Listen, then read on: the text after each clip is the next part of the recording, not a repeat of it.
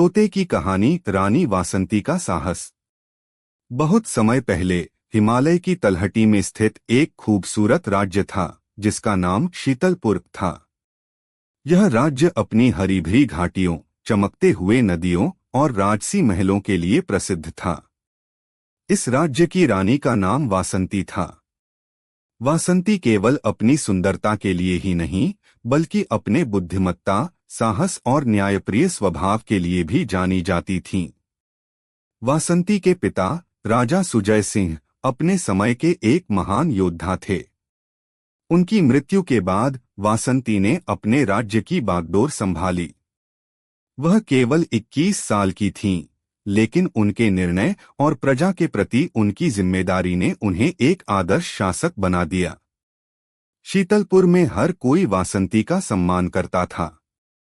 वे गरीबों की मदद करतीं, बच्चों की शिक्षा के लिए नए विद्यालय बनवातीं और किसानों के लिए नई सिंचाई नहरें बनवातीं। लेकिन उनके राज्य के चारों ओर दुश्मनों की नजर थी। दुश्मन का हमला।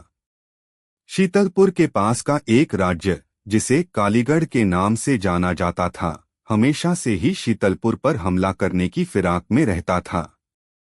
कालीगढ़ का राजा दुर्जन सिंह बेहद लालची और क्रूर था।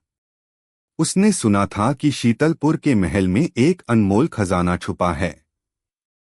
एक रात जब पूरा शीतलपुर चैन की नींद सो रहा था, दुर्जन सिंह ने अपने सैनिकों को शीतलपुर पर हमला करने के लिए भेजा।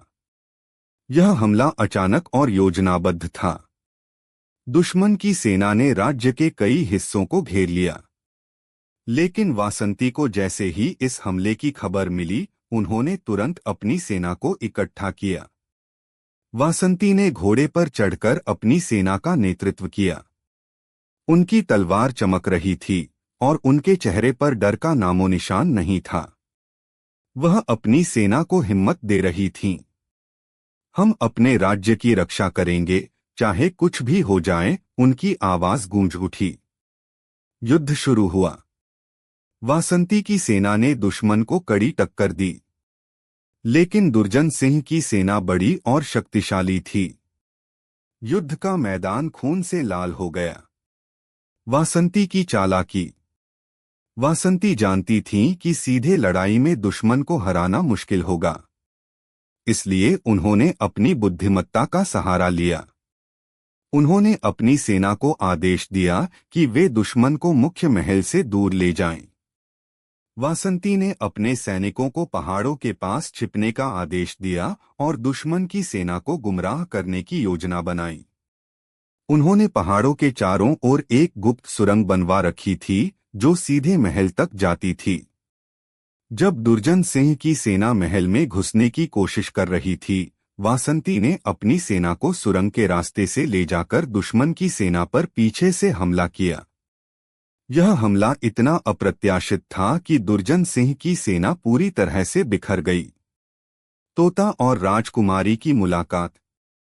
यहाँ तक कहानी सुनाकर तोते ने थोड़ी देर रुककर राजकुमारी की ओर देखा। राजकुमारी सौम्या आंखें चौड़ी करके कहानी सुन रही थी। उसने उत्सुकता से पूछा, मिट्ठू, आगे क्या हुआ? क्या रानी वासंती ने दुर्जन सिंह को हराया? मिट्ठू ने मुस्कुराते हुए कहा, धैर्य रखो राजकुमारी, कहानी अभी खत्म नहीं हुई है। वासंती की विजय। वासंती की रणनीति काम कर गई। दुर्जन सिंह को समझ आ गया कि वह रानी वासंती के सामने नहीं टिक सकता। उसने अपने सैनिकों को पीछे हटने का आदेश